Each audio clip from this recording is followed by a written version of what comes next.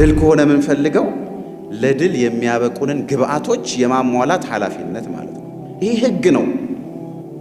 ስለዚህ የተሻለ ዝግጅት ያደረገ አማኝ ባይሆንም እጁንና እግሩን አጣምሮ ከተቀመጠ አማኝ በላይ አላህ ድል የማድረግ እድል ይሰጠዋል። ይህ ህግ ነው። ለዚህ እኮ ነው ወአዒዱ ሚለው አላሁ ዐዘ ወጀል። ዝግጅት በምን ያልተዘጋጀ ሁሌም ተሸናፊ ነው። ይሄ አላህ ህግ ነው። ሙእሚኖች ናችሁ፣ ሙስሊሞች ናችሁ። ባትዘጋጁም ቤታችሁ ተቀምጣችሁ ነስር ድል የሚባለውን ነገር ቤታችሁን አንኳኩቼ አጎናጽፋቸዋለሁ። ይሄ የቁርአን ህግ አይደለም በፍጹም። በተለይ አንዳንድ ቀለም ቀመስ የሆኑ ሰዎች የአላህን ቃል በተሻለ መልኩ ሰምተው ልባቸው ላይ ከማሳደር ይልቅ የታዋቂ ሰዎች ንግግር፣ የምሁራን፣ የፕሮፌሰሮች፣ የፈላስፎች ንግግርና ጥቅሶች የበለጠ ልባቸውን ከፍተው እንዲያደምጡ ያደርጋቸዋል። ይህ ትልቅ የሆነ ክፍተት ነው እንደ ማህበረሰብ። ዛሬ የኢማን ድርቅ እየመታን ስለሆነ ኢስላም አላሁ ዐዘ ወጀል ግልጽ በሆነ ቋንቋ አላ ቢዚክሪላሂ ተጥመኢኑል ቁሉብ፣ አላህን በማውሳት በዚክር ልብ ትረጋጋለች። መች ነው የተነገረን? መች ነው? 1400 ምናምን ዓመታት በፊት ነው አይደለም? ዛሬ ግን ውስጣችንን ለማረጋጋት እኛ በተለይ ቀለም ቀመስና ከተሜ የሆኑ አንዳንድ ወጣት ባለሀብቶች ውስጣቸውን ለማረጋጋት ምንድን ነው የሚያደርጉት? ዮጋ ይሄዳሉ፣ ሜዲቴሽን፣ የስበት ህግ ምናምን እያሉ ቁርአን ላይ ያለውን እጃቸው ላይ ያለውን ሀብትና መፍትሄ ትተው ሰው ቤት ውስጥ ምንም ሳያጣ ጎረቤት እንዴት ይቀላውጣል? ያ ጀማ የስሜት ጡዘት ውስጥ የገባ ማህበረሰብ ምንም በቃ ችግር እንደሌለበት ራሱን አደላድሎ ምቾት ውስጥ ያለ ማህበረሰብ በፍጹም መስዋዕትነት ሊከፍል አይችልም። ልክ እንደነዚህ እንቁራሪቶች እነዚህ እንቁራሪቶች የሚጎዳቸውን ነገርን እየበሉ ጡዘት ውስጥ ነው ያሉት። የሚጎዳን ተጨባጭ ውስጥም ሆነን ያለበትን አደጋ ያልተረዳ ማህበረሰብ መቼም አይነቃም።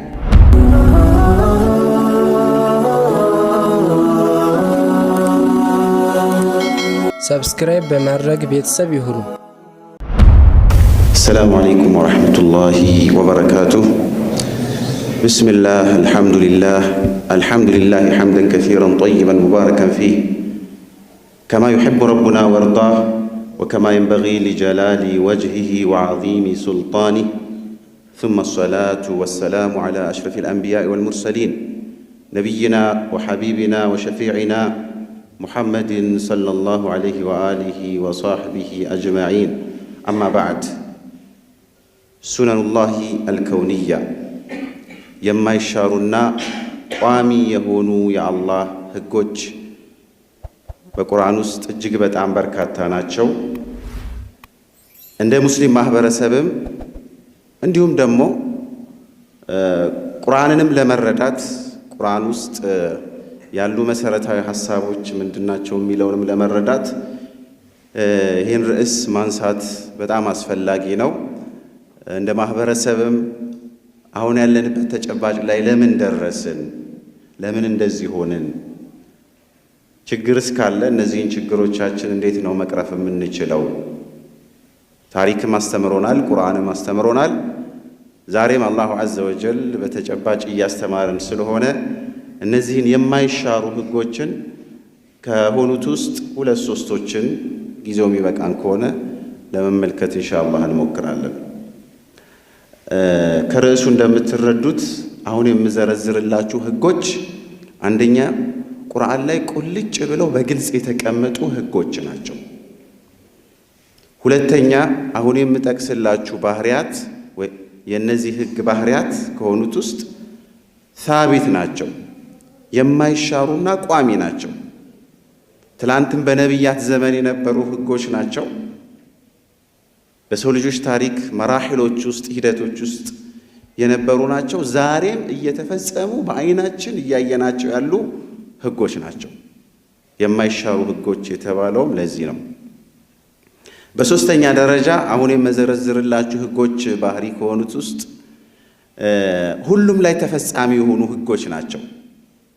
ምን ማለት ነው? ሙእሚኑም ላይ ተፈጻሚ የሆኑ ህጎች ናቸው። ሙስሊም ያልሆነውም ካፊር የምንላቸውም ላይ ተፈጻሚ የሆኑ ህጎች ናቸው። ያደጉ ሀገራትም ላይ ያላደጉ የምንላቸው ሀገሮችም ላይ ሁሉም ስልጣኔዎች ላይ ተፈጻሚ ሁሉም ሀገራት ላይ ሁሉም ማህበረሰብ ላይ የሚሰሩ ህጎች ናቸው። እኛም ብቻ የሚመለከቱ አይደሉም።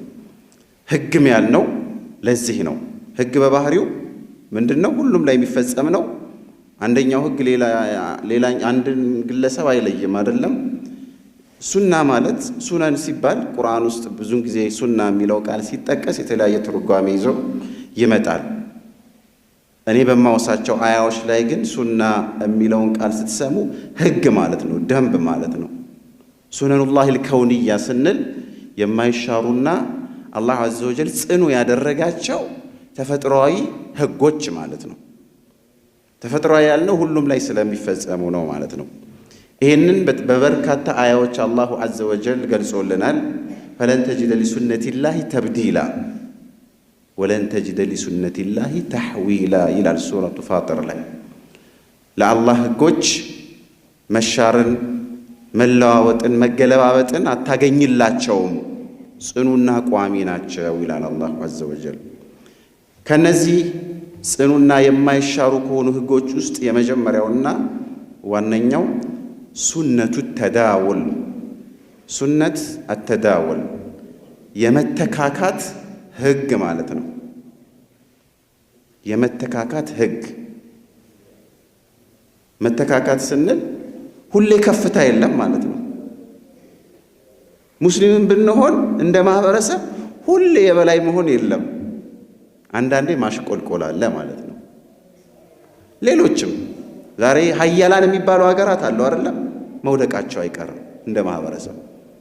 አሜሪካ እኮ መች ነው ከፍ ማለት መነሳት የጀመረችው? አዘቅት ውስጥ የነበረች ሀገር ነበረች እኮ። በተለይ እንደ አውሮፓውያን አቆጣጠር ከ1910ዎቹና 20ዎቹ በፊት ማለት ነው። የእርስ በርስ ጦርነት ውስጥ ነበሩ፣ ሌሎች ነበሩ ሀያላን። ዛሬ ተራው ደርሷቸዋል አይደለም። ነገ ደግሞ መውደቅ አይቀርም። ይሄ የአላህ ቁርአን ውስጥ ያለ የማይሻር ህግ ነው። የሚገርመው ነገር ይህ ህግ ሐታ ሰሓቦች ላይ ሰርቷል፣ ሁሉም ነቢያት ላይ ሰርቷል። መገፋፋት ማለት ነው፣ መተካካት። ሁሌ ማሸነፍ የለም። በዚህ ህግ መሰረት ተዳውል አለ። ይህንን ነው አላሁ ዐዘ ወጀል ወቲልከል አያሙ ኑዳዊሉሃ በይነ ናስ የሚለው። ይችን አሁን የጠቀስኩላችሁ አያ የመጣችበት አውድ ኡሑድ ዘመቻ ላይ ሙስሊሞች ተሸነፉ ወይስ አሸነፉ? ተሸነፉ ወይስ አሸነፉ? ስለ ኡሑድ አናቅም እንዴ? ያው አከራካሪ ቢሆንም ከበድር ዘመቻ አኳያ ተሸንፈዋል ልንል እንችላለን። ብዙ ሰሓቦች ተሰውተዋል፣ ሐምዛን ረዲየላሁ አንሁ ጨምሮ ማለት ነው። ማን የሚመራው ሰራዊት ነው የተሸነፈው? ረሱል ሰለላሁ ዐለይሂ ወሰለም ታላላቅ ሰሓቢዮች ያሉበት ጀይሽ ሰራዊት ነው የተሸነፈው። የአላህ ህግ ግን ሱነቱ ተዳውል ድንቅ የሆነውን የሰሓባን ማህበረሰብና ስብስብ ራሱ የሚምር አይደለም፣ እንኳን እኛን ይቅርና ማለት ነው። እነሱን እንኳን አልማራቸውም። አላሁ ዐዘ ወጀል ምን ይላል? መሸነፋቸው ግራ ገብቷቸዋል። ኢን የምሰስኩም ቀርሑን ፈቀድ መሰል ቀውም ቀርሐን ሚስሉ ፈቀድ መሰል ቀውም ቀርሑን ሚስሉ። ተመልከቱ። አንደኛ አቅሎ ነው የጠቀሰው የደረሰባቸውን ጉዳት ማለት ነው። ብዙ ሰሓቦች ሞተው ሲያበቁ ምን ይላል አላህ ዐዘ ወጀል? ኢን የምሰስኩም ቀርሑን ነው ያለው። ቁስል የሚባል ነገር ትንሽ ቢነካ፣ መስ ማለት ምንድን ነው? መንካት ማለት ነው። እነ ሐምዛ ሌሎችን ቢሞቱ ትንሽ ነው የተነካችሁት። ዛሬ እናንተ ብትነኩ ነው ያለው አላህ ዐዘ ወጀል። ብትሸነፉ፣ ብትሰዉ፣ መስዋዕትነት ብትከፍሉ አላለም አላህ ዐዘ ወጀል። ይሄ ህግ ነው ያለ ነው። ሁሌ ማሸነፍ የለም። ኢን የምሰስኩም ቀርሑን ፈቀድ መሰል ቀውሙ ቀርሑን ሚስሉ። ከእናንተ በስተፊት ጠላቶቻችሁንም በድር ላይ አግኝቷቸው ነበር ይሄው ህመምና ቁስል አለ አላህ ዐዘ ወጀል። በድር ላይ አሸናፊ ነበሩ፣ ኡሑድ ላይ ደግሞ ተሸነፉ። ሀከዛ ሱነቱላህ፣ አንዴ ማሸነፍ፣ አንዴ መሸነፍ፣ አንዴ ከፍ ማለት፣ ሌላ ጊዜ ደግሞ ማሽቆልቆልና መውደቅ ያለ ነው። እንደ ግለሰብም እንደ ማህበረሰብም እንደ ስልጣኔ ትላንት የነበሩ ታላላቅ ሀያላን የሚባሉ የዓለም ስልጣኔዎች ዛሬ እኮ የሉም። ፐርሺያ የታለች? ዛሬ የለችም። ኢስላም ግን ምንድነው? ከፍ ዝቅ ሙስሊሙ ማህበረሰብ ከፍ ዝቅ ሊል ይችላል፣ እስከ መጨረሻው ግን አይሞትም። ያ ነው ልዩ የሚያደርገን።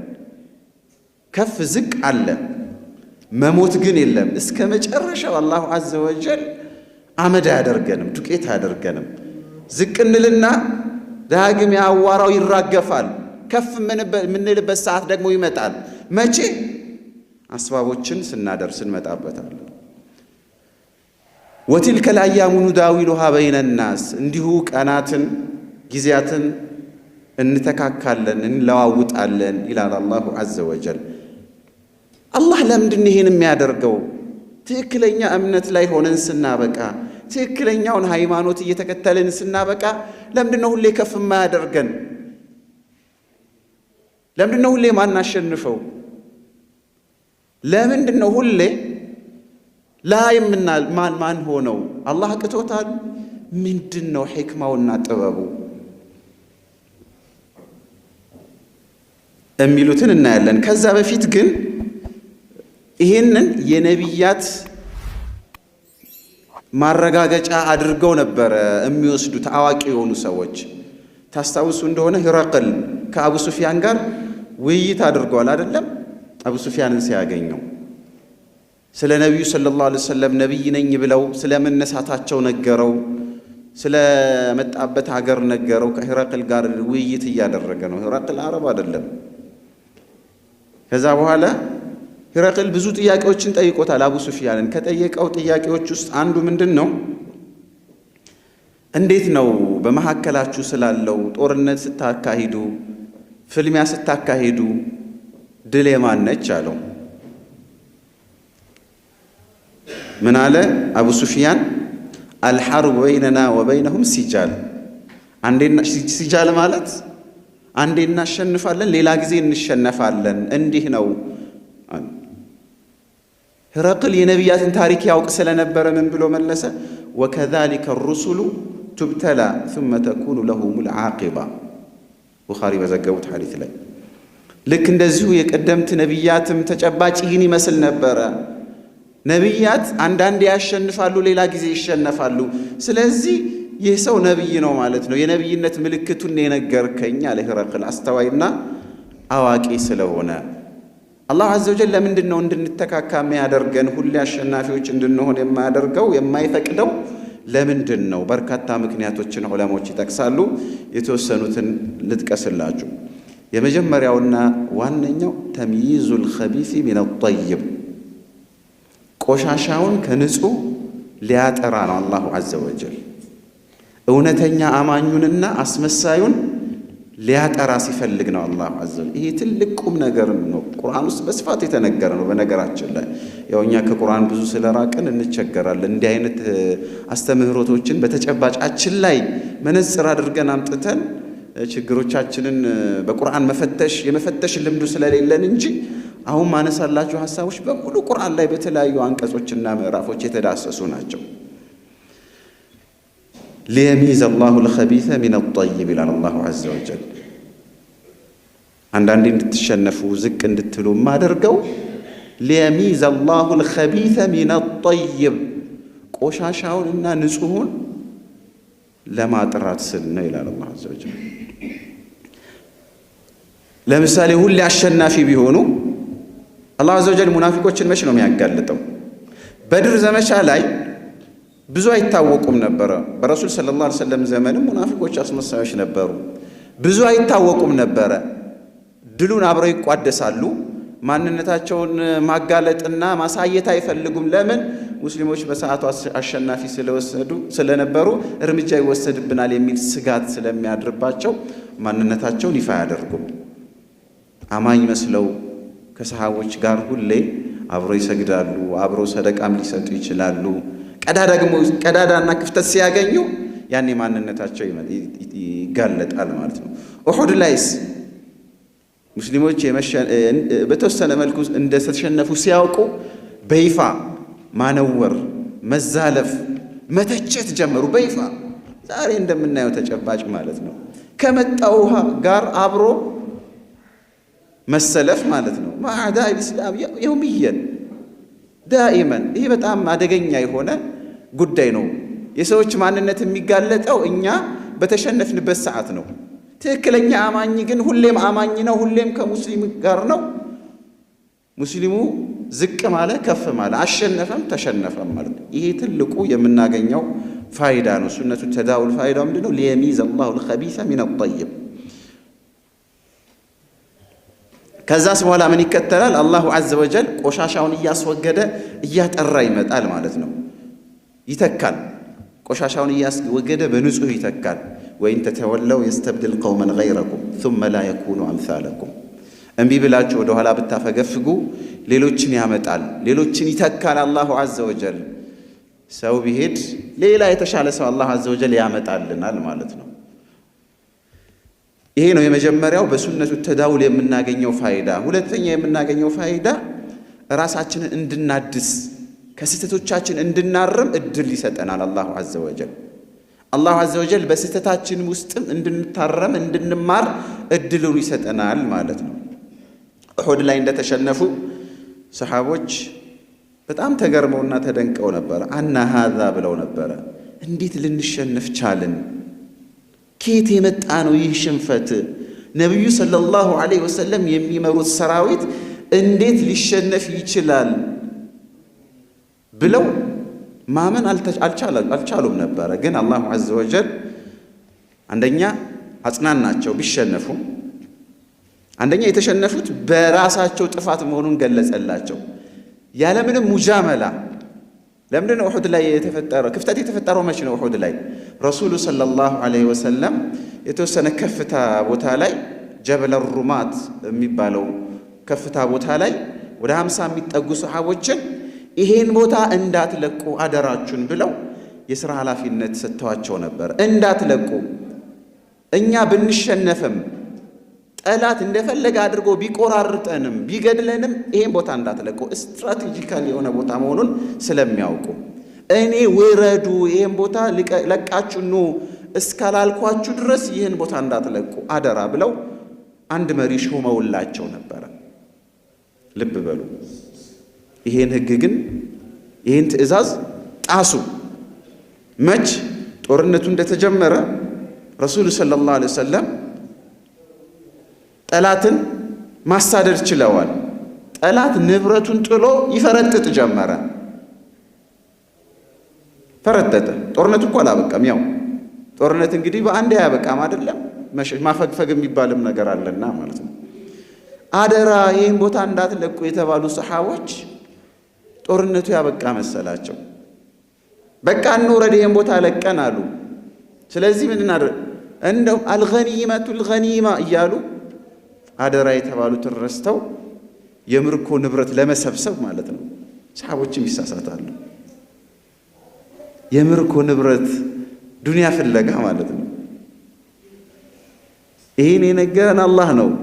ሰሓቦች ዱንያ ይፈልጋሉ እንዴ እንዳትሉ፣ ሚንኩም መን ዩሪዱ ዱንያ ወሚንኩም መን ዩሪዱ ልአኺራ ثم ሰረፈኩም።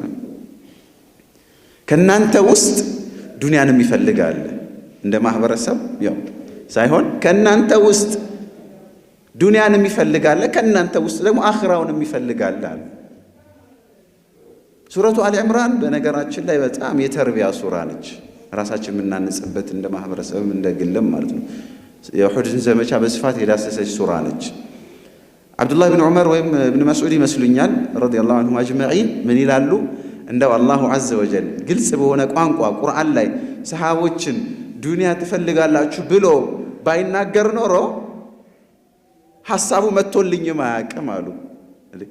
ሰሓቢ ሆኖ እንዴት ዱንያ የሚፈልግ ይኖራል? ሐሳቡ ራሱ መጥቶልኝ አያውቅም፣ ውልብ ብሎብኝ አያውቅም።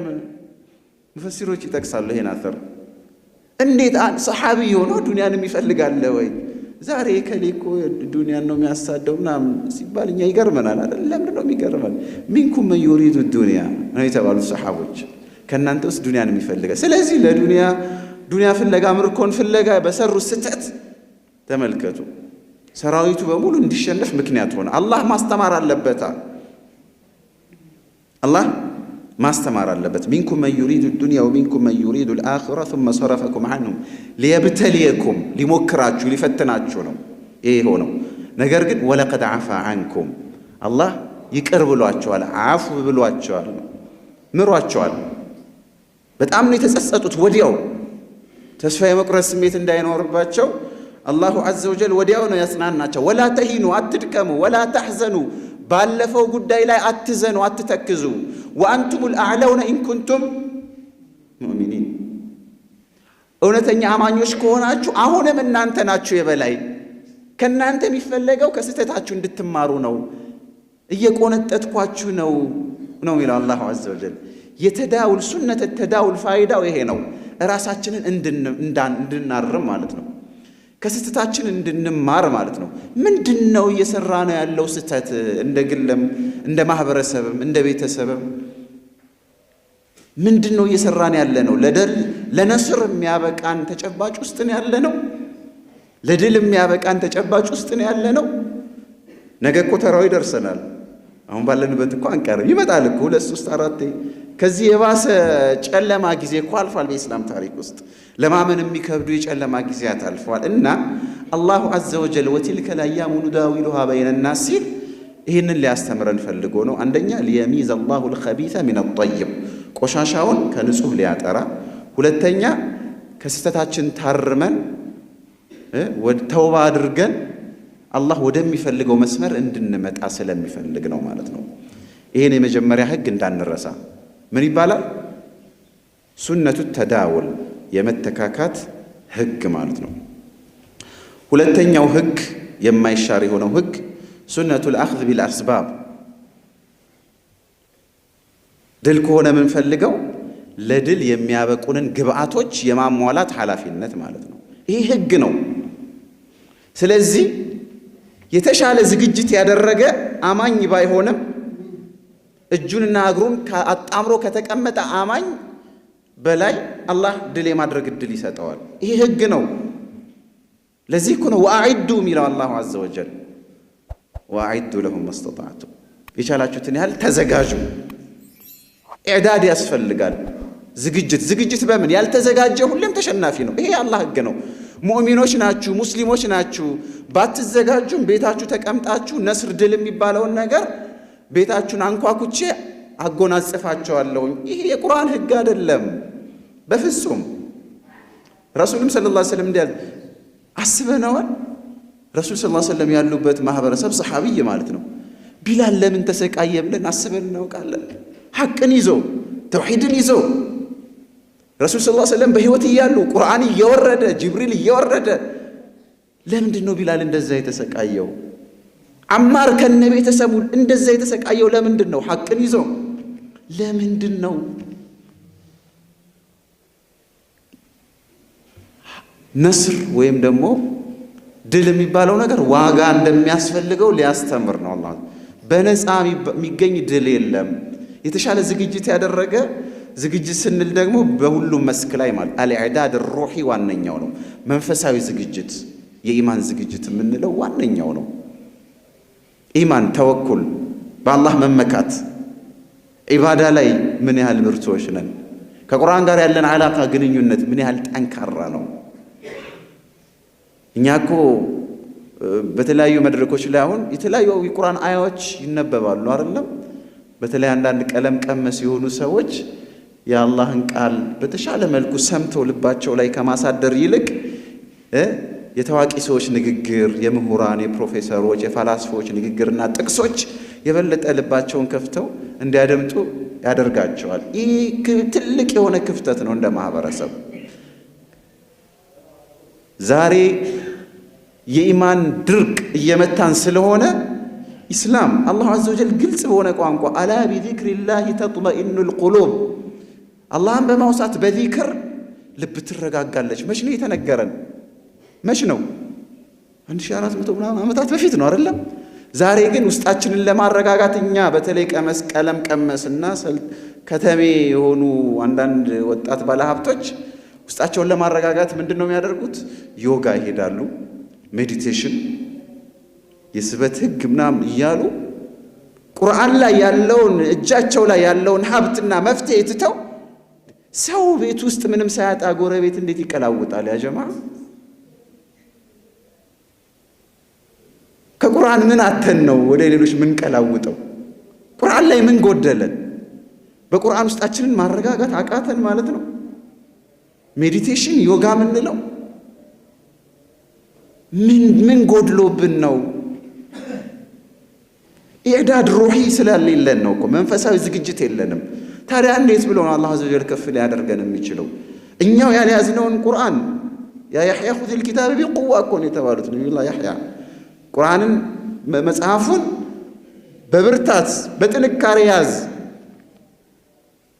ስለዚህ ኢዕዳድ ሩህ ያስፈልጋል። ኢዕዳድ ማዲ ቁሳዊ ዝግጅትን ያስፈልጋል በሁሉም መስክ ማለት ነው። ዛሬ እኛ ተምረን የተለያዩ የመንግስት ተቋማት ላይ ተሳታፊዎች ካልሆንን የኛ ማለቃቀስ ተበደልን እንዲሆንን አላህ አይሰማንም።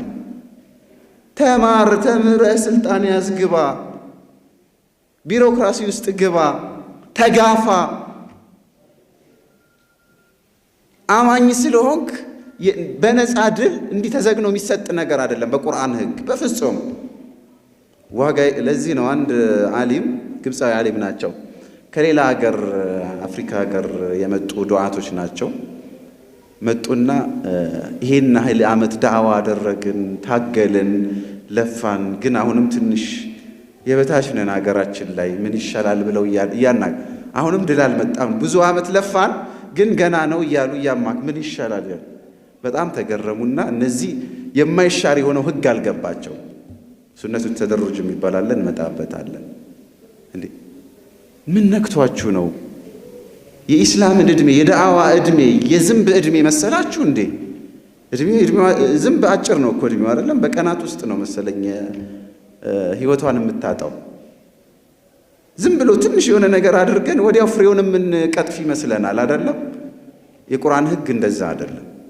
መድከም፣ ሰበቡን ማድረስ። ሌላኛው ዓሊም ይላሉ አልባጢሉ ልቀዊዩ ላ ዩህዘሙ ኢላ ቢልሐቅ ልቀዊይ።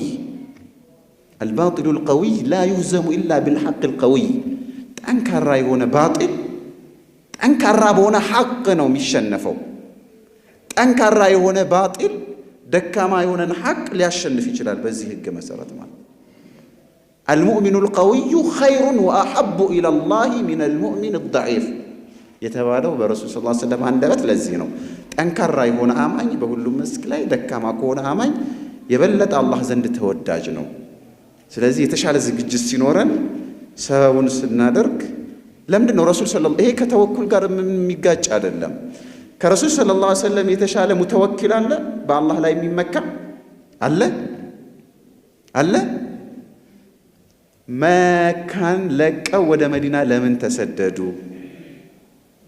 ለምን ተሰደዱ? ያ ጀማ ጦር ሜዳ ላይ ሲገቡ ረሱል ሰለላሁ ዐለይሂ ወሰለም መከላከያ ልብስ የሚለብሱት ለምንድን ነው? አላህ አይጠብቃቸውም ነው? ለምንድን ነው? ረሱል ሰለላሁ ዐለይሂ ወሰለም ተውሪያ ያደርጉ ነበረ። ጦር ከመግጠማቸው በፊት ተውሪያ ብሎ ማለት ጠላትን የሚሸውዱበት ስትራቴጂ ነው። ለምሳሌ ወደ ሰሜን የሚያመሩ ከሆነ ወደ ምስራቅ እንደሚያመሩ አድርገው ለጠላት የተሳሳተ ኢንፎርሜሽን እንዲደርስ ያደርጉ ነበረ። ይሄ ሚዕዳድ ነው። ሂጅራ ላይ በሙሉ ይህንን ነው የምናገኘው። ረሱል ሰለላሁ ዐለይሂ ወሰለም የጦር መሪ እንደመሆናቸው መጠን የአላህ ጥበቃ እንዳለ ሆነ ሒራሳ ነበራቸው። ጥበቃ ይደረግላቸው ነበረ። ይደራደሩ ነበረ። ሰይፍ ብቻ መዘው አልነበረም ከጠላት ጋር ይፋለሙ የነበሩት። ዛሬ የምናውቃቸውን የጦር ስትራቴጂዎች በሙሉ ይጠቀሙ ነበር ማለት ነው። ነብይ ከመሆናቸውም ጋር ማለት ነው። ለምን? እኛን እንዲያስተም። እኛም እንደዛ ካላደረግን ሙስሊም በመሆናችን ብቻ አላህ አዘ ወጀል ነው ድል የሚባለውን ነገር እንዲህ አንስተው ከሰማይ ላይ አይጥልልንም ማለት ነው። ስለዚህ አልአኽዝ ቢልአስባብ ሚን ሱነኒላሂ አልከውንያ። አንድ የሚያሳዝን የታሪክ ተጨባጭ ልንገራችሁ። በእኛም ሀገር ተጨባጭ ላይ እንዲህ አይነት ነገሮች በስፋት ተከስተዋል ማለት ነው። በአጼዎች ዘመን ግብፅ ላይ እንደምታውቁት ናፖሊዮን ግብፅን ወሮ ነበረ። ፈረንሳዊ ማለት ነው። ገናናውና ሀያሉ የሚባለው ዓለምን ያንበረከከ የሚባለው የፈረንሳይ ንጉሥ ነው። በጣም የሚገርመው ነገር ብዙ ሺህ ሰራዊት ነው ይዞ የመጣ ከ30 እስከ 40 ሺህ የሚሆኑ ሰራዊቶችን ነው ወደ ግብፅ ይዞ የመጣው። አንደኛ ግብፅ ስትራቴጂያዊ ሀገር ስለነበረች ነው ይሄን የሚያደርገው። መንበዑል ዒልም ነበር፣ የዒልም ምንጭ ያለባት ሀገር ነች። እንደው ሳውዲ አረቢያ እኮ ካዕባ ባይኖር ኖሮ ሐጅ የሚባለው ነገር ባይኖር ኖሮ እዚህ ግባ የሚባል ሚና ያላት አይደለችም። የዒልም ማዕከል ነው ግብፅ ብሎ ማለት በሁሉም ዘርፍ ላይ ምሁራኖችን ያፈራች ሀገር ነች። የሙስሊሙ ዓለም የትኩረት አቅጣጫ ነች። ኦቶማኖች ነበሩ በዛን ሰዓት ግብፅን ያስተዳድሩ የነበሩትና ያው ወኪል አድርገው ማለት ነው የራሳቸውን ወኪል ግብፅ ላይ ሹመው ዑስማንያዎች ግብፅን ያስተዳድሩ ነበር። አዝሃር አለ፣ የአዝሃር ዩኒቨርሲቲ እና ወደ 17ኛውና 18ኛው ክፍለ ዘመን እንደ አውሮፓውያን አቆጣጠር በጣም ሙስሊሙ ዓለም እያሽቆለቆለ የመጣበት ተጨባጭ ነው እና በዚህ ተጨባጭ ላይ ነው ናፖሊዮን ቦናፓርት ግብፅን ለመውረር የመጣው። ወደ ግብፅ ሲመጣ ብዙ ሼኾች አሉ ግብፅ ላይ እንደምታውቁ፣ ግን ምንድነው ከዲኑ እየራቁ የመጡ ሼኾች ነበሩ። ለነስር የሚያስፈልገውን ግብአት የሚያሟሉ ሼኾች አልነበሩም። እውነቱን እንነጋገር ከተባለ ኩራፋት የበዛበት ተጨባጭ ነበር። ቀብር ላይ ጠዋፍ የሚደረግበት ተጨባጭ፣ ቀብር ውስጥ ያለውን ወልይ የሚሉትን ሰው ልጅ ስጠኝ እባክህ እንዲያርግልኝ እያሉ የሚማጸኑበት ተጨባጭ፣ አላህ ረስተው ማለት ነው። ወይም ደግሞ ከአላህ ጋር ያስታርቁናል በሚል እሳቤ ማለት ነው። ማ ነዕቡዱሁም ኢላ ሊዩቀርቡና ኢለላሂ ዙልፋ እንዳለው ማለት ነው ቁርአን ላይ። እና ናፖሊዮን ወደ 30 ሺህ የሚጠጋ ሰራዊት ይዞ ግብፅን ሊወር ነው የሚል መረጃ ተነግሯቸው ምንም ያደረጉት እንቅስቃሴ የለም፣ እዛው ናቸው። ከዛ ግብፅን ወሮ እርምጃ መውሰድ ሲጀምር ምንም አላህ ዐዘ ወጀል ሰበብ ያላደረገውን ውሳኔ ነው የወሰኑት። ምን አደረጉ? ተሰብስበው ለተበሩክ ሰሂህ አልቡኻሪን ተሰብስበን እንቅራ ብለው ናፖሊዮን እዛ ሙስሊሞችን እየጨፈጨፈ ግብፅን ወሮ ቁጭ ብለው ተሰብስበው ሰሂህ አልቡኻሪን ለተበሩክ ይቀሩ ነበር ማለት ነው። ቁጭ ብለው ማለት ነው። ታዲያ እንዴት ነው አላህ ዐዘ ወጀል ድል ሊያጎናጽፋቸው የሚችለው? ቡኻሪን እኮ እንድንሰራበት እንጂ ተበሩክ እንድናደርግበት አይደለም። ረሱል ሰለላሁ ዐለይሂ ወሰለም ቡኻሪ ውስጥ ያሉ ሐዲሶችን ይነገሩ ቁጭ ብለው ለተበሩክ ቡኻሪን ይቀሩ ነበር። ግብፅን አውድሟት ነው ሄደው። ይኸው ዛሬ ለምናየው ዓለም ኢስላሚ ላይ ላለው ቀውስ መሰረቱን የጣለው ናፖሊዮን ነው የሚባለው። በነገራችን ላይ ይሄ ሁላ የሆነው የኦቶማን ኢምፓየር ከመገርሰሱ በፊት የተከሰተ ክስተት ነው። ጀበርቴ የተሰኙት ሀበሻዊ ግብፅ ላይ የኖሩ ሀበሻዊ ታሪክ ጸሐፊ ይሄን ነገር በስፋት ጠቅሰውታል። ልላችሁ የፈለኩት ምንድነው ዓሊምም ሆን ምንም ዓቢድም ሆን ሰበቡን እስካላደረስን ድረስ አላህ ዐዘ ወጀል ነስሩን አያመጣም። እነዚህ ዓሊሞች ህዝቡን መቀስቀስ መምራት ነበረባቸው አይደለም? ከፊት ለፊት መተው መብታችሁን አስከብሩ ተከላከሉ ብለው መቀስቀስ ነበረባቸው። ያንን መምራት ነበረባቸው። ይሄ ወደ 3 ዓመት አካባቢ ነው ግብፅን የረገጠው ናፖሊዮን። በእነዚህ ጥቂት ዓመታት ውስጥ ግን ግብፅን ቀይሮ ወጥቷል ማለት ነው። በነገራችን ላይ የወጣው ደግሞ እዚህ ግባ ማይባሉ ወጣት ግለሰቦች ነበሩ፣ አዝሃር ላይ ይማሩ የነበሩ። አንዳንዶቹ እንደውም ግብፃውያን አልነበሩም። አዝሃር ዩኒቨርሲቲ ለመማር የመጡ ከሌላ ሙስሊም ሀገር የመጡ ወጣት ተማሪዎች በቀሰቀሱት የተቃውሞና የጂሃድ እንቅስቃሴ ነው ተገዶ የወጣው። ከዛ በኋላ ያው እንግሊዞችም ፈረንሳይን ስለማይፈልጉ እንግሊዞችም ከጀርባ ሆነው እገዛ በማድረግ ፈረንሳይ ናፖሊዮን ተሸንፎ ሊወጣ ችሏል ማለት ነው። ይህ ሁላ የሚያስረዳን ምንድን ነው? ታሪክን ወደ ኋላ መለስ ብለን ብናይ በእኛ ሀገርም ተጨባጭ ሆነ በዓለም ኢስላሚ ተጨባጭ ላይ መሰል ክስተቶች በርካታ ናቸው። ሰውን ያደረሰ ሰው አካል ማህበረሰብ አላህ ዐዘ ወጀል ለድል ያበቃዋል። ሰውን ያላደረሰ ማህበረሰብ ሁሌም ተሸናፊ ነው ማለት ነው። ስለዚህ ኢዕዳድ በሁሉም መስክ ላይ ያስፈልጋል። ራሳችንን በደንብ ለዚሁ ብቁ የሆነ ስብዕና እንዲኖረን ራሳችንን ማነጽ ያስፈልጋል። ከምቾት ክልል ትንሽ ፈቀቅ ማለት አለብን። ምቾትን የለመደ ማህበረሰብ የሚፈለገውን መስዋዕትነት አይከፍልም፣ እንደ ግልም ሆነ እንደ ማህበረሰብ። በዚህ ዙርፍ ላይ አንድ የስነ ማህበረሰብ ተመራማሪዎች አንድ ያደረጉት ሙከራ ነበረ። እንቁራሪቶች ላይ የተደረገ ሙከራ ነው። ይሄ ሙከራ ምንድን ነው? አንዳንድ የእንቁራሪት አይነቶች አሉ፣ ሁሉም ባይሆኑ ቀያይ ትላትሎችን ይበላሉ። እነዚህ እንቁራሪቶች እነዚህን ቀያይ ትላትሎች ሲበሉ በጣም በስሜት ይጦዛሉ፣ በርካታ ማለት ነው። አንድ ሕፃን ልጅ የሚወደውን ጣፋጭ ነገር ሲበላ የሚሰማው የስሜት ጦዘት አለ አይደለም? እንደዚህ አይነት ስሜት እንደሚሰማቸው አስተዋሉ። ከዛም በኋላ የስሜቱ መጠን ምን ያህል ነው እስኪ እንሞክረዋሉና በነዛ ትላትል ሳይዝ የሆኑ ጠርሙሶችን ሰባብረው ቀያይ ነበሩ አይደለም ትላትሎቹ፣ ቀይ ቀለም ቀቧቸው እነዚህን ጠርሙሶች። ከዛም በኋላ ኬሚካል ጣፋጭ ሆኑ አርቲፊሻል ጣፋጭ ነገር ቀላቀሉበት እና ሰጧቸው። የሚገርመው ነገር ያው ትል መስሏቸው ይህንን ጠርሙስ ይበሉታል።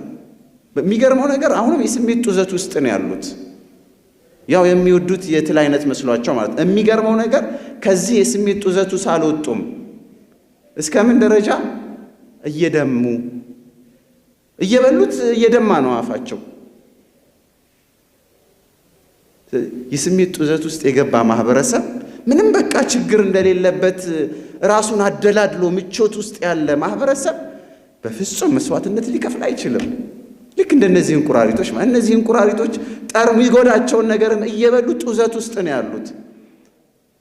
የሚጎዳን ተጨባጭ ውስጥም ሆነን ያለበትን አደጋ ያልተረዳ ማህበረሰብ መቼም አይነቃም። እንዴት ነው የሆነ ኮሽታ ሲፈጠር ብቻ ነው እንደኛ ደንግጠን ምንባንድ ነው? መሆን የለበትም። ይሄ አልአኽዙ ቢልአስባብ የተሰኘው የአላህ ሱና ህግ የሚይዝ ማህበረሰብ መስዋዕትነት ይከፍላል።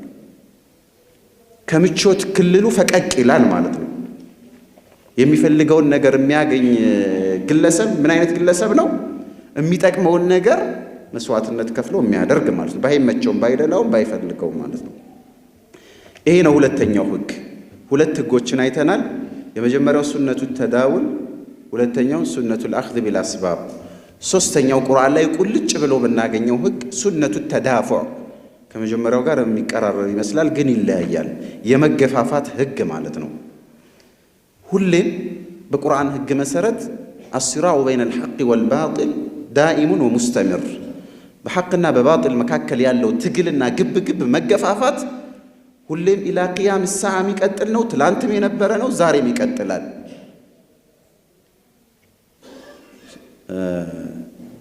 አንድ ሰው እንደ ማህበረሰብ ለምን ተነካን አይባልም፣ ለምን ተገፋሁኝ አይደለም። ማድረግ ያለብን ምንድን ነው?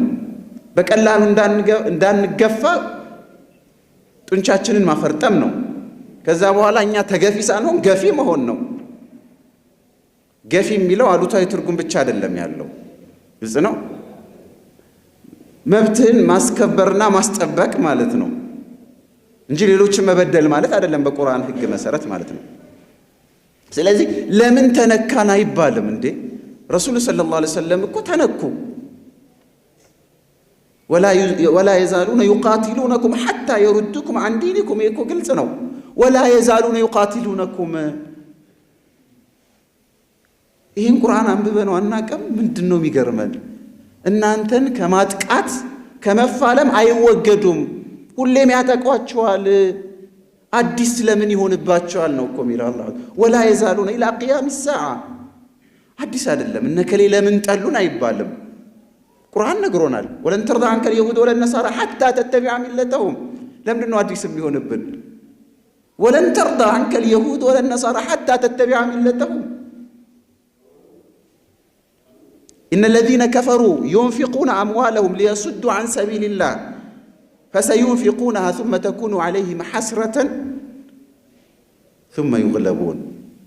እነዛ ከሃዲያን ነፍሳቸውን እና ጉልበታቸውን ብቻ አይደለም። ኢነ ለዚነ ከፈሩ ዩንፊቁነ አምዋለሁም ሊየሱዱ ዐን ሰቢልላህ፣ ሰዎችን ከአላህ መንገድ ሊያግዱ ገንዘባቸውን ፈንድ ያደርጋሉ ይላል አላህ ዐዘ ወጀል። ፈንድ ያደርጋሉ።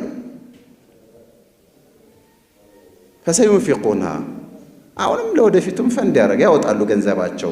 ነገር ግን አላህ ዐዘ ወጀል ሁሌም ሐቅን አይደብቅምና ثم ተኩኑ ዐለይሂም ሐስረተን፣ በኋላ ላይ ግን ቁጭት ነው የሚሆንባቸው፣ ጸጸት ነው የሚሆንባቸው። ثم يغلبون፣ መሸነፋቸው አይቀርም መጨረሻ ላይ። ስለዚህ ለምን ተነካ? ሱነቱ ተዳፉዕ ነው።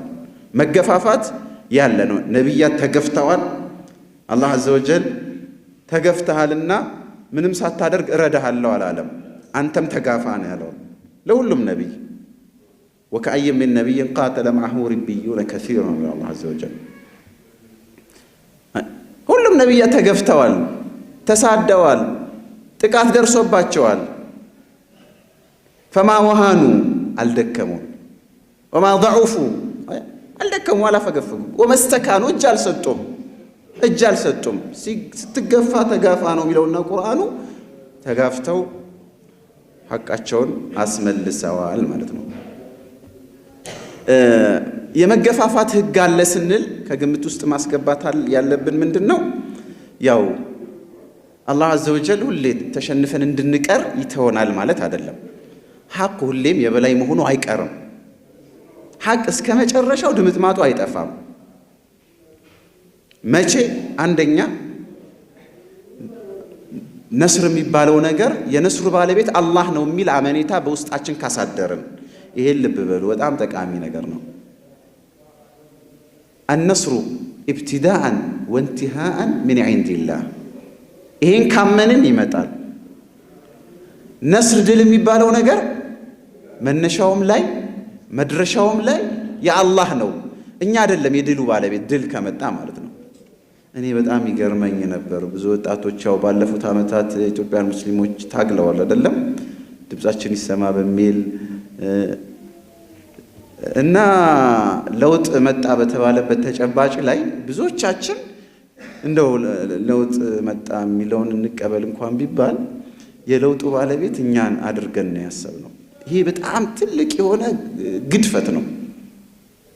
እኛንን እንዴ እንደው ለውጥ እንኳን ድል ነው እንኳን ቢባል ማለት ነው እኛንን እንዴ ባለቤቱ አላሁ ዐዘ ወጀል ወመን ነስሩ ኢላ ሚን ዒንዲላህ እያለ ድል ከአላህ እንጂ ከሌላ አይደለም።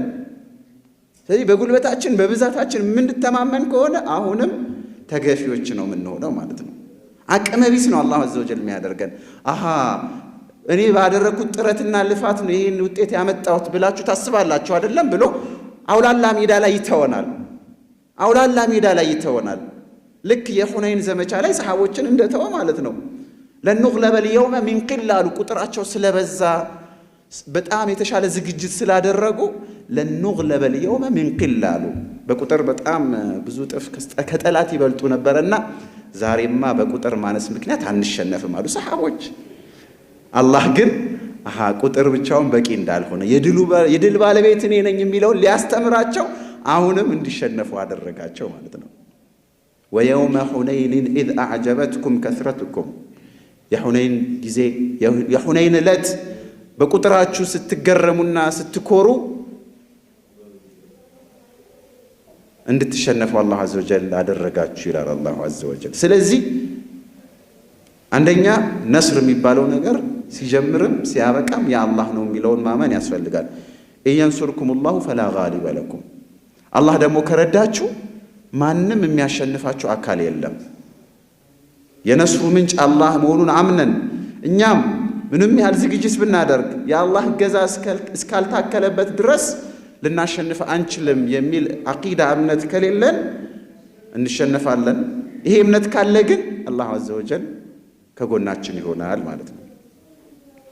ይሄ ነው የመጀመሪያው። ሁለተኛው የሚያስፈልገው ሱነት ተዳፉን በተመለከተ መጨረሻ ላይ ድሉ የኛ እንዲሆን ከፈለግን ሙሐሰበተ ነፍስ ወትሃሚሃ ቢተቅሲር፣ ሁሌም ራሳችንን መመርመርና የሚጠበቅብንን ኃላፊነት አልተወጣንም ብለን ራሳችንን መውቀስ ማለት ነው። እንደ ማህበረሰብ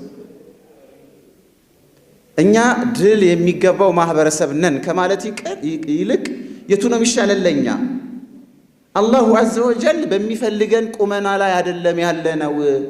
የአላህን ሐቅ እየተወጣን አይደለም፣ እንደ ሙስሊም ኃላፊነታችንን እየተወጣን አይደለም ብለን ራሳችንን መውቀስ የተሻለ ነው። ለምንድነው አላህ እንዲማያደርግልን እያልን ጣታችንን ወደ አላህ ከመቀሰር ይልቅ ማለት ነው ራሳችንን ኢትሃም ማድረግ ራሳችንን መውቀስ የተሻለ ነው። ተጨባጫችንም ያንን እንድናደርግ ያስገድደናል። ቁልቱም አና ሃዛ ብለዋል ኡሑድ ላይ ሰሃቦች፣ እንዴ ይሄ ሽንፈት ከየት መጣ ብላችሁ ነበር አይደለም? ቁል ሁወ ሚን ዒንዲ አንፉሲኩም፣ ከራሳችሁ በመጣ ክፍተት ነው። ራሳችሁ በሰራችሁ ስህተት ነው አላቸው ሰሃቦችን።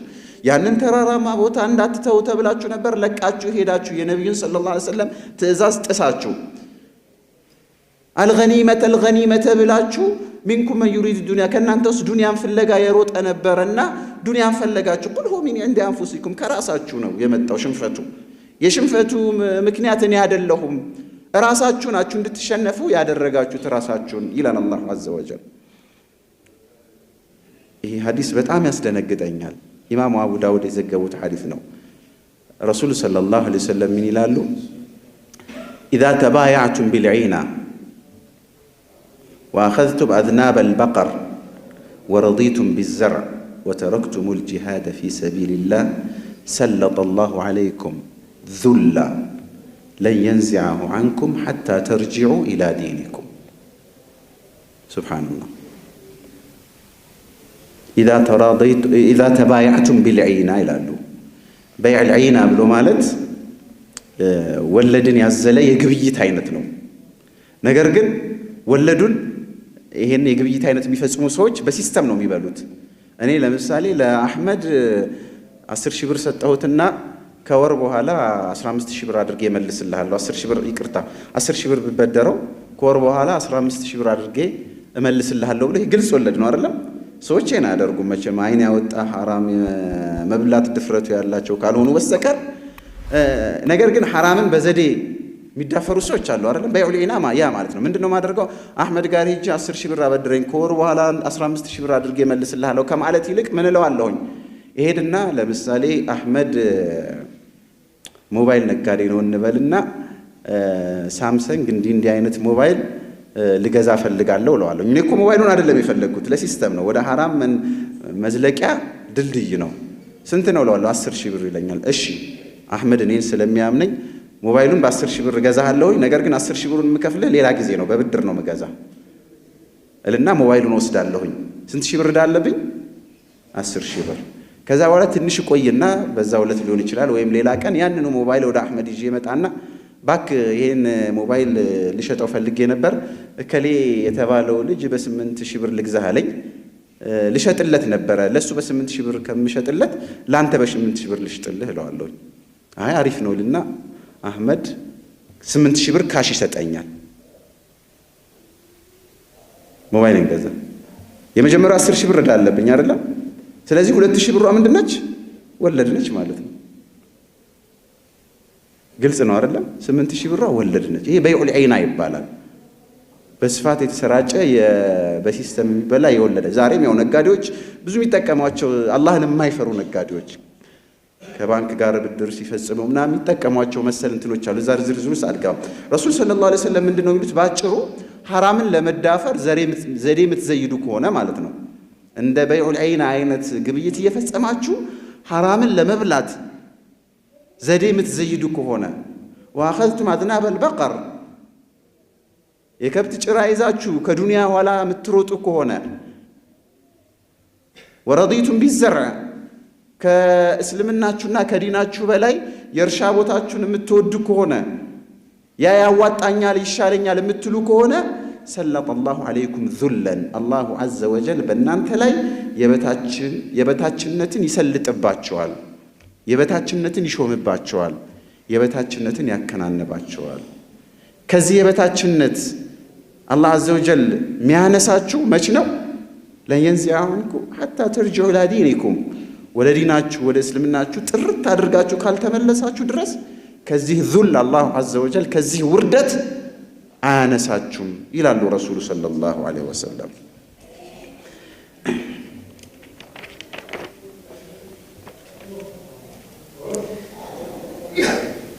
ስለዚህ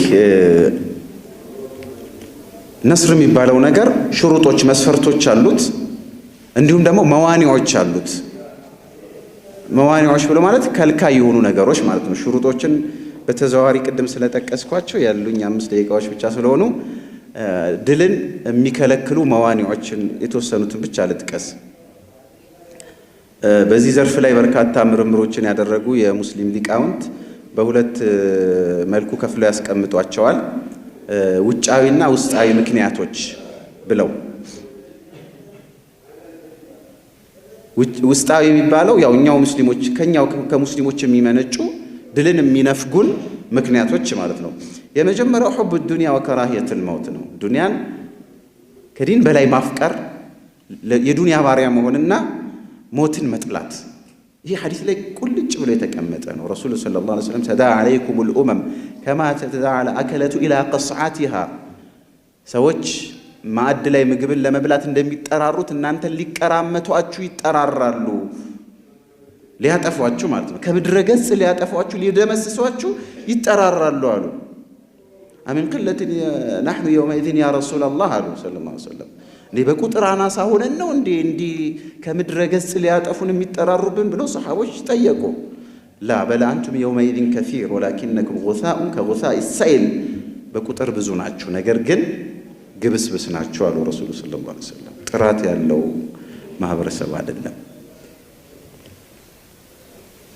ከዛ ምን አሉ ረሱሉ ሰለላሁ ዐለይሂ ወሰለም እዚሁ ሐዲስ ላይ ወለየንዘዐነ አላሁ አልመሃበተ ሚን ሱዱሪ አዕዳኢኩም አሉ። ከጠላቶቻችሁ ልብ ላይ እናንተን መፍራ ሃይባችሁን ይገፋችኋል፣ ግርማ ሞገሳችሁን ይገፋችሁና ማንም ይደፍራችኋል አሉ ረሱል። ሃይባ ኡማው እኮ ሃይባ አለው አይደለም እንዴ? በተለያዩ ሐዲሶች ላይ እንደተጠቀሰው ማለት ነው። ሃይባችሁን ይገፍና ግርማ ሞገሳችሁን አላህ ገፎት አሉ ረሱሉ ሰለላሁ ዐለይሂ ወሰለም። ማንም ጠላት ይዳፈራችኋል አሉ። በእናንተ ልብ ላይ ደግሞ ወህን ይዘራባችኋል አሉ። ወህን ወመልመህ ወህን አሉ ረሱሉ ሰለላሁ ዐለይሂ ወሰለም። ወህን ደግሞ ምንድን ነው ብለው ጠየቋቸው። ወህንማ አሉ ሑቡ ዱንያ ወከራሂየተል መውት አሉ። የዱንያ ባሪያ መሆንና ሞትን መፍራት። ሞትን የሚፈራ ማህበረሰብ የድል ባለቤት አይደለም። ስለዚህ አላህ ዐዘ ወጀል ድልን የሚነሳበት አንደኛው ምክንያት የዱንያ ባሪያ መሆንና የዱንያ ባሪያ መሆን ማለት ያው ሀብታም መሆን ማለት አይደለም። ዱንያን ሀብታችንን ንብረታችንን ከዲናችን በላይ መውደድና ማፍቀር፣ ለዱንያ መስዋዕትነት መክፈል ማለት ነው። ለዲናችን የማንከፍለውን መስዋዕትነት ለዱንያችን መክፈል ማለት ነው። ይሄ ነው። ሁለተኛው አተናዙዕ አልመዝሙም፣ በጣም የተወገዘ የሆነ ንትርክ፣ ጭቅጭቅና ክፍፍል ማለት ነው። ወላ ተናዘዑ፣ አትጨቃጨቁ፣ ፈተፍሸሉ፣ ትደክማላችሁ፣ ወተዝሀበ ሪሑኩም፣ ጉልበታችሁም ይሄዳል ይላል አላሁ ዐዘ ወጀል ግልጽ በሆነ የቁርአን አያ። ስለዚህ ተናዙዕ ድልን ከሚያስነፍጉ ምክንያቶች ውስጥ አንዱ ነው ማለት ነው። ሁሉም ስለ ራሱ ጀማዓ ብቻ ይጨነቃል ሙስሊም ሆኖ ማለት ነው። ቅድም ኡስታዝ እንደነገረን ሁሉም ስለ ብሔሩ ለዲኑ ከሚጨነቀው በላይ ለብሔሩ ይጨነቃል ማለት ነው። ለብሔሩ የሚከፍለውን መስዋዕትነት ለዲኑ ሩቡን እንኳን አይከፍልም ማለት ነው። ከሙስሊም ወንድሙ ጋር ጦር ይማዘዛል፣ ሰይፍ ይማዘዛል፣ ይታኮሳል፣ ይገድላል፣ ያፈናቅላል፣ ያሳድዳል። ይሄ ሁላ እስላም ስለተሻረ ነው። በህይወታችን ውስጥ የለም እኮ ቁርአንና ሐዲስ ውስጥ ብቻ እኮ ነው ያለው። አላህ ዐዘ ወጀል እንዴት አድርጎ ነው ድሉን ነስሩን የሚያጎናጽፈን? እነዚህ ውስጣዊ ምክንያቶች ናቸው። ሌሎችም አሉ፣ ሰዓት ስለሌለ ለናሙና ያህል እነዚህን ካነሳው ይበቃል። ውጫዊ ምክንያቶች አሉ። ውጫዊ የምንላቸው ያው እስላም ጠላቶች እኛ ላይ የደነቀሩብን የሆኑ ምክንያቶች ናቸው። እኛን መከፋፈል፣ የተለያዩ ሴራዎች ይሰራሉ፣ በጣም ለማመን የሚከብዱ ማለት ነው። ይሄ ዝም ብሎ የተሻናፊነት ስሜት እንዳይመስላችሁ። መሬት ላይ ያለን ሐቅ እንዴት እንካደው? እንደው አላህ ዐዘ ወጀል እንደው የኢስላም ጉልበት ባይሆን ኖሮ እኮ ከምድረ ገጽ ጠፍተን ነበረ። ግን ሐቅ ከምድረ ገጽ ለዘላለሙ አይጠፋም። ሐቅ ሊሸፈን ይችላል፣ ሊደበቅ ይችላል፣ ሊዳከም ይችላል። የሆነ ሰዓት ግን መውጣቱ አይቀርም ማለት ነው። ተዳፉር ነው። ምን ያደርጋሉ? አንዴ በብሔር ይከፋፍሉናል። አሁን የምታያቸው በርካታ አረብ ሀገሮች እኮ እንደዚህ አሁን ያላቸው ስያሜ እኮ በኋላ ሳይከስ ፒኮ ምናምን ከሚባለው ነጮች መጥተው ከዚህ እስከዚህ የዚህ ሀገር ነው ምናምን ብለው ከፋፍሏቸው እኮ ነው። እዚህ እኮ የለም እኮ በቃ ዓለም ኢስላሚ ሰፊ ነው ግዛቱ። ሻም ሲባል ሻም ማን ነው ዛሬ? አያችሁ ስህተት ነው። ሶሪያ ብቻ አይደል ሻም። ዱወል ሻም ከተባለ ድሮ ፍልስጤም፣ ጆርዳን፣ ኡርዱን፣ ሶሪያ፣ ኡርዱን እነዚህ በሙሉ ዱወል ሻም ይባላል። አንድ ነበሩ። በቃ በኸሊፋ ኢስላሚያ የሚተዳደሩ ኺላፋ ውስጥ ያሉ ምናምን አንድ ሀገሮች ነው። ፈረንጆች መጡና ከፋፍለው ፍልስጤም ከዚህ እስከዚህ ነው ቆረሱ። ጆርዳን ከዚህ እስከዚህ በቅርቡ እኮ ነው። ይሄ እኮ 100 ምናምን ዓመት ያልዘለለ ታሪክ ነው ማለት ነው። ይሄ አንድ ሌላው ያው الانحراف ሙአመራት እነዚህ ሴራዎች ቅድም ያልኳችሁ እንዲሁም ደግሞ በእኛ ጉዳይ ላይ ጣልቃ እየገቡ እኛ ማንፈልጋቸውን አካላት በእኛ ላይ መሾም እነዚህ ነስርን ከሚከለክሉን ምክንያቶች ናቸው። ሌሎችም እንግዲህ የማይሻሩ የሆኑ የአላህ ህጎች አሉ። ቁርአንን በተደቡር ስናነብ የረሱልን ሰለላሁ ዐለይሂ ወሰለም ሲራ በጥሞና ስንመረምር የምናገኛቸው ለቁርአን ቅርብ ስንሆን እናገኛቸዋለን። እነዚህ አሁን የጠቀስኩላችሁ ህጎች ናሙናዎች ናቸው። ቁርአን ላይ በጣም ብዙ ናቸው። እነዚህን ህጎች ማወቅ የሚረዳን አንደኛ እጥሚናን እንዲኖረን ነው። በቃ ተራ ነው ዛሬ መውደቅና መነሳት ያለ ነው የሚለውን አምነን ከኛ የሚጠበቅብንን ኃላፊነት መወጣት ነው። እኛ የሚጠበቅብን ራሳችንን ማዘጋጀት ነው። ቢያንስ ራሴን ነፍሴን ኢማን የት ነው ያለው? ዒልም በየቦታው ይቀራል። ለዒልም ጊዜ ሰጥቼ እየቀራሁ ነው ወይ? ራሴን እየለወጥኩ ነው ወይ? ሰላቴን በአግባቡ ሰግዳለሁ ወይ? በአግባቡ ከሐራም ተቆጥቤያለሁ ወይ? ዋጅባቶችን በአግባቡ እየተወጣሁ ነው ወይ የሚለውን ስሜት ውስጣችን ላይ እንድናሳድር ያደርጉናል ከሚል አኳያ ነው። አላሁ ዐዘ ወጀል እንግዲህ ትክክለኛ ሙስሊሞች አድርጎ ያኑረን። እዚህ ምድር ላይ ሙስሊሞችም ሆነን የምንሞት ያድርገን። የሱን ሐቅና ኃላፊነት በአግባቡ የምንወጣ ሰዎች ያድርገን።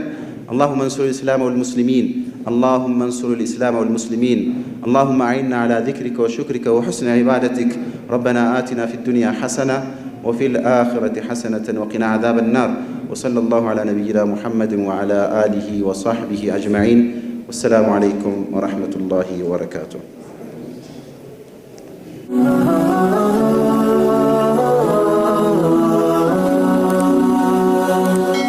ሰብስክራይብ በማድረግ ቤተሰብ ይሁኑ።